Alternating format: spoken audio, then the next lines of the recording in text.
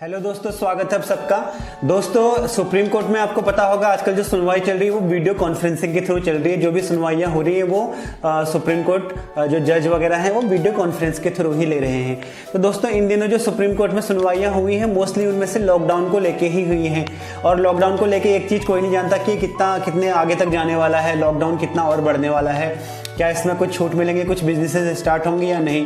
कुछ लोगों का मानना है कि हाँ, लॉकडाउन और आगे बढ़ेगा पर कुछ दुकानें वगैरह, बिजनेस वगैरह कुछ खोल दी जाएंगी जिससे इकोनॉमी संभले। बट कहीं वहीं कि कुछ लोगों का मानना है कि और ज़्यादा बढ़ेगा ये, बट उसमें और ज़्यादा सख्ताई होगी, छूट नहीं दी जाएगी और ज़्यादा स्ट्रिक्टली फॉलो कराया जाएगा।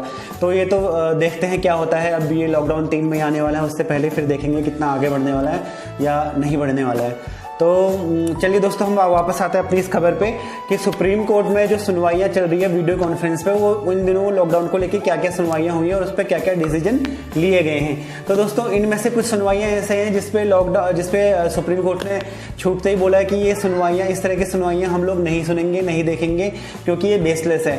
एक वकील को उन्होंने यहाँ तक कहा कि माना इन दिनों लॉकडाउन के चलते काम नहीं है तो इसका मतलब ये नहीं कि आप कुछ भी याचिका दायर कर दें और हम उस पर सुनवाई करें।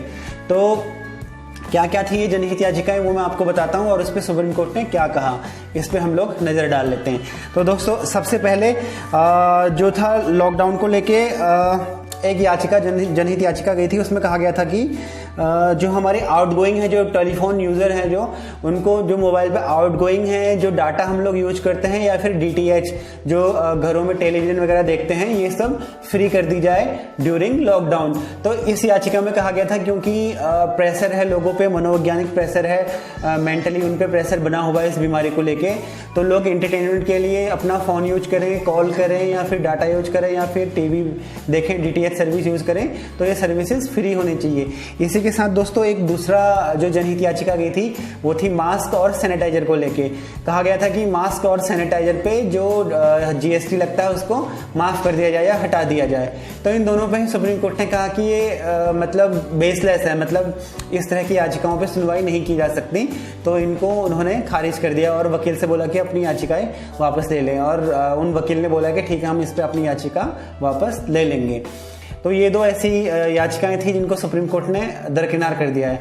इसके बाद दोस्तों, जो याचिकाएं हैं, जैसे कि चिड़ियाघर को लेके गया था, चिड़ियाघर में जो जानवर हैं उस पर एक याचिका आई थी तो चिड़ियाघर में जो जानवर हैं उनको लेके याचिका गई थी कि प्रॉपर उनके लिए फूड नहीं हो पा रहा है, उनके लिए मांस नहीं मिल पा रहा है, जो जानवर है उनको प्रॉपर मांस नहीं मिल पा रहा है। तो उसके लिए बोला गया था कि केंद्र को आदेश दिया जाए कि चिड़ियाघरों में जो जानवर है उनके लिए पूरा मांस का इंतजाम किया जाए। तो दोस्तों, इस फैसले पे, इस पे सुप्रीम कोर्ट ने कहा है कि जो केंद्र सरकार है, जो राज्य सरकार है, वो डिसीजन ले सकते हैं और वो डिसीजन ले रहे हैं, अच्छे से डिसीजन ले रहे हैं। क्योंकि सिचुएशन ऐसी है कि यहाँ पे इंसानों को ही पूरा नहीं हो पा रहा है, इंसानों को ही सप्लाई करने में डिफिकल्टीज आ रही हैं। तो इस पे ये जो है, इस पे तुरंत कोई फैसला ना देते हुए केंद्र के ऊपर छोड़ दिया कि वो लोग डिसीजन लेंगे अपने हिसाब से। ठीक है दोस्तों, इसके अलावा एक और याचिका गई थी कि राज्य सरकार है, जो राज्य सरकार को अभी अधिकार नहीं है कि वो उपकरण खरीद सकें। जो पीई जो होता है, जिससे टेस्टिंग किट जो होती हैं, उनको खरीदने का पूरा अधिकार केंद्र के पास है। वो लोग देते हैं राज्य को अधिकार खरीदने का, कितना कितना खरीदना है। तो याचिका गई थी कि राज्य के पास इसका अधिकार होना चाहिए कि वो खरीद सके।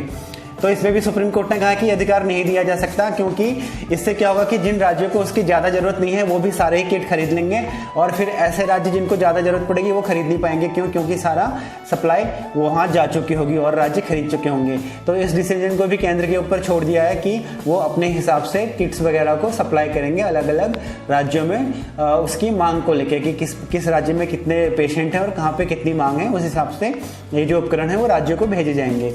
तो दोस्तों, ये खबर थी। इसके बाद मजदूरों को लेके एक याचिका दायर की गई थी कि मजदूरों को वेतन नहीं मिल पा रहा है, उनकी नौकरियां खतरे में है, नौकरियां जा चुकी हैं क्योंकि लॉकडाउन और लंबा बढ़ रहा है। तो ऐसे में केंद्र से कहा जाए कि वो उन मजदूरों को न्यूनतम वेतन महीने का दे दें, मतलब हर मजदूर को न्यूनतम वेतन उनके घर पे दे दिया जाए। इस पे भी सुप्रीम कोर्ट ने ये कहा है कि वो सरकार पे ऐसा कोई दबाव नहीं डाल सकती है। पैसा कहाँ पे इन्वेस्ट करना है, कहाँ पे नहीं करना है, वो सरकार के ऊपर है, वो लोग डिसीजन ले रहे हैं, ऐसा नहीं कि वो काम नहीं कर रहे हैं। तो सुप्रीम कोर्ट ने इसमें भी इंटरफेयर करने के लिए मना कर दिया है। उसके बाद दोस्तों, एक और याचिका दायर की गई थी, उसमें कहा गया था कि हमारे जो हिंदुस्तानी हैं जो विदेशों में फंसे हुए हैं उनको वापस बुलाया जाए। गंभीर मुद्दा है दोस्तों, ये भी विदेश मंत्रालय से जुड़ा हुआ। इसमें भी सुप्रीम कोर्ट में जो सरकार की तरफ से दलील दी गई है, उन्होंने कहा है कि अभी इंडिया की तरह सारे देशों में लॉकडाउन हुआ है, तो जो यातायात है, विदेश से आना, विदेश को जाना, वो सब बंद हो रखा है, तो वहाँ से उनको यहाँ पे लाना बहुत डिफिकल्ट है। कहा जा रहा था कि हमारे कुछ जो हमारे मछुआरे हैं वो फंसे हुए हैं सऊदी किसी कंट्री में, वहाँ से उनको यहाँ वापस लाने की बात की गई थी। तो सरकार ने बताया कि वहाँ पे जो हमारे राजदूत हैं, जो हमारी एम्बेसी है, वो उनसे कांटेक्ट में बने हुए हैं और कहा जा रहा है कि वो लोग, उनके पास प्रॉपर पूरे साधन हैं, उनके पास लॉन्ग टर्म वीज़ा हैं और सारी सुविधाएं हैं, मतलब उनके पास फ़ोन है, डाटा सर्विस है, सब कुछ है। तो अभी क्योंकि यहाँ से वहाँ जाने की ऐसी कोई सुविधा है भी नहीं, तो उनके साथ संपर्क में बने हुए हैं वो लोग, और जहाँ पे ज़रूरत होगी वहाँ पे कार्रवाई की जाएगी। फिलहाल अभी ऐसा कुछ करने के लिए निर्देश नहीं दिए गए हैं। दोस्तों, जो बीच बीच में आप ये स्क्रीनशॉट देख रहे हैं, यही जो इन्फॉर्मेशन है उसका सोर्स है, तो प्लीज़ बेल आइकन को दबाएं और वीडियो को पूरा देखें। तो दोस्तों, जितनी भी याचिकाएं गई थी, इन याचिकाओं में सुप्रीम कोर्ट ने ऐसे ही डिसीजन दिए हैं जिसमें उन्होंने इंटरफेयर करने के लिए मना किया है। बट हाँ, एक याचिका जो गई थी JNK जम्मू एंड कश्मीर को लेके, उस पर सुप्रीम कोर्ट ने दखल दिया है। तो ये याचिका क्या थी कि सुप्रीम कोर्ट में कहा गया था, एक याचिका आई थी, उसमें कहा गया था कि जम्मू कश्मीर में 4G डाटा चला देना चाहिए, क्योंकि अभी वहाँ पे क्या है कि 4G डाटा नहीं चल रहा है। वहाँ पे कुछ इलाके ऐसे, वहाँ पे नेटवर्क सुविधा नहीं है, इंटरनेट सुविधा नहीं है। तो उस पर जिन्होंने याचिका की थी, उन्होंने कहा था कि जम्मू कश्मीर में भी स्टूडेंट्स हैं, वहाँ पे भी लोग फंसे हुए हैं, उनको भी 4G सर्विस चाहिए, स्टडी करने के लिए स्टूडेंट्स को 4G सर्विस चाहिए, और डॉक्टरों से कंसल्ट करने के लिए लोगों को 4G सर्विस चाहिए ताकि घर पे बैठ के कंसल्ट कर सकें। तो इसके लिए वहाँ पे 4G सर्विस चला देनी चाहिए। तो इस पर सुप्रीम कोर्ट ने जब सरकार से पूछा, तो सरकार की तरफ से कहा गया कि क्योंकि अभी भी जम्मू कश्मीर में आतंकवाद का खतरा बना हुआ है, इसलिए वहाँ पे जो सर्विसेज है, जो नेटवर्क है, जो इंटरनेट है, उसको रोका हुआ है, ठप किया हुआ है। तो इसमें सरकार ने कहा है कि जवाब मांगा है सरकार से सुप्रीम कोर्ट ने कि ऐसा क्यों है, क्योंकि ये सर्विसेज वहाँ पे होनी चाहिए। तो ये कहा गया है कि एटलीस्ट उन इलाकों में तो ये सर्विस दी जाए जहाँ पे इसका खतरा कम है, जहाँ पे टेररिज्म का खतरा कम है, एटलीस्ट वहाँ पे दे देना चाहिए, वहाँ पे 4G जो सर्विस है वो चला देनी चाहिए। इस पर जवाब मांगा है सरकार से, तो देखते हैं क्या होता है। दोस्तों, इसके अलावा ये कुछ खबरें थी, ये कुछ याचिकाएं थी जो सुप्रीम कोर्ट में दायर की गई थी, मजदूरों को लेके थी। और अभी भी एक जो कॉमन सवाल सबके लिए बना हुआ है वो ये कि जिन नौकरियों से लोगों को निकाला जा चुका है या जो सैलरी नहीं मिल रही है, उसका क्या होगा। दोस्तों, इतना अनुमान तो हर कोई लगा सकता है, हम भी लगा सकते हैं कि जो सरकारी डिपार्टमेंट है वहाँ पे भी DA ख़त्म कर दिया गया है, मतलब जेडीएस अनाउंस जो है वो नहीं दिया जाएगा।